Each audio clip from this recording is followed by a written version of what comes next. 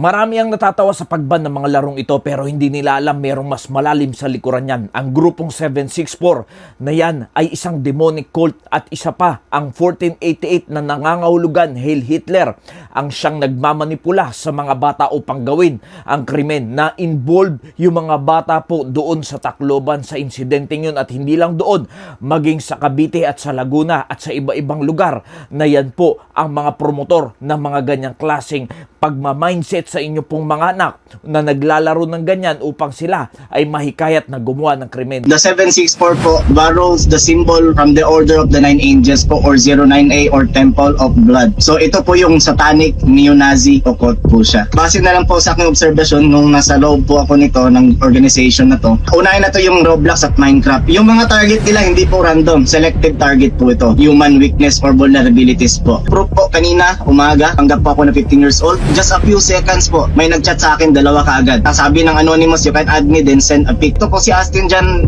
si Yatko, alias po. Ito sa atin ay tinatawag na Alin Calvo. Isa po itong magaling na hacker din po. Connected po siya dito. Since Pilipino po siya, dito siya active siya. Para po makapasok ka sa 764, may kailangan kang gagawin, no? Commit ka ng crime para makapasok ka po. Dito naman po, deep web po or dark web ng mga gore. Sa gore na yan, mayroon tayong mga topics at so makita natin sa site, meron silang mga location about sa mga incidents na mga nangyayari sa buong Pilipinas. Yung nangyari sa Laguna, sa Tacloban, lahat po sila ay nasa isang ecosystem. Kung titignan natin yung mismong laro, yung kanyang gameplay ay ayos naman. Pero yan po yung ginagamit ng mga grupong ito upang mag-infiltrate, upang diyan sila maghanap ng mga kabataan na lumalayo na ang loob sa kanilang mga magulang, may sama ng loob, may galit, upang diyan po nila hikayatin na sumama sa kanilang grupo at ang requirements po nila ay kailangan gumawa ka muna ng krimen at ang panghihikayat pong ginagawa nila dahil humaling na humaling ang mga kabataan ngayon sa larong yan na Roblox and Gorblox ay bibigyan po nila ng cheat code. Ako man po sa aking kabataan dahil naging gamer din ako ay gustong gusto ko po nakakarinig ng mga cheats dahil pagka nagkaroon ka ng cheat sa isang laro, ikaw yung pinakamagaling, ikaw yung magiging pinakamalakas at yung mga hindi natatapos ng iba ay posibleng matapos mo at yan po yung pinanghihikayat nila upang sila ay maging maayos doon sa laro, maging malakas at para ma-overtake nila yung ibang mga gamer dahil doon sa cheat. At pagka pumayag na sila, nabibigyan sila ng cheat, bibigyan po sila dyan ng link at pagka klinik nila yung link na yon, dyan na po sila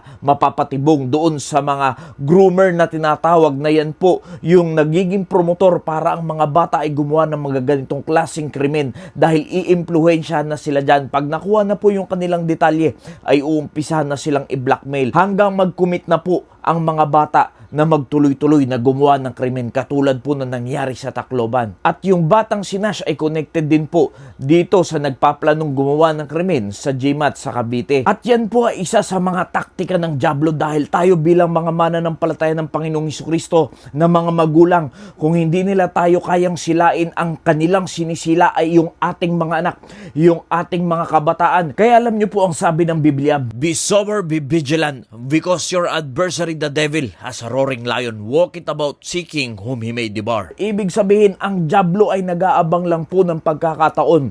Nag-aabang lang yan ng isang timing. At ang nakita niya pong magandang timing, ang magandang pagkakataon, ang magandang pasukin upang silain ay ang isang laro na tinatawag na Gorblox at saka Roblox. At diyan niya po sinisila yung mga bata. Diyan niya po nilalapa at diyan po nabe-brainwash yung mga bata parang lalong mas gumawa ng masama at ka-enjoyan nila ang bagay na ito na nakakatakot po sa panahon natin ngayon kung hindi nyo pa ilalapit sa Panginoong Jesucristo ang inyong mga anak. Kung hahayaan nyo lang po sila na parabang normal lang ang bagay na ito, natatawa-tawanan lang ng mga tao na maban ang game na ito, kaibigan, may mas malalim pong pakay ang Diablo sa inyong mga anak kung hindi po kayo magbabantay. Yes, madali lang naman po paalisin yung ating mga anak sa mga laro, pero kahit na yan ay umalis sa mga laro na yan, kung hindi mo naman ipapakilala sa kanya ang Panginoong Jesucristo, madali pa rin po yan masisila ng Diablo. Hindi ba kayo nababahala sa nangyayari ngayon? Marami na po ang mga kabataan na lumalakas ang loob na gumawa ng krimen. Dahil yan po yung gumaganang taktika ng Diablo sa mga kabataan. Kaya mga magulang, kung hindi mo pa ipapakilala ang Panginoon sa kanila, kung hindi mo pa ilalatag ng maayos yung salita ng Diyos sa kanila, baka mamaya isang araw yung anak mo na, yung nandyan dyan sa ganyang kalalagayan at hindi mo na mahango, hindi mo na maalis dahil yan ay nilalapanan ng dyablo. Kaibigan, habang may pagkakataon pa, ibigay mo ang iyong anak sa ating Panginoong Jesucristo upang mas makilala niya ang tunay na kapayapaan. Nawa, naging pagpapala po mensaheng ito. Maraming salamat po and God bless you all.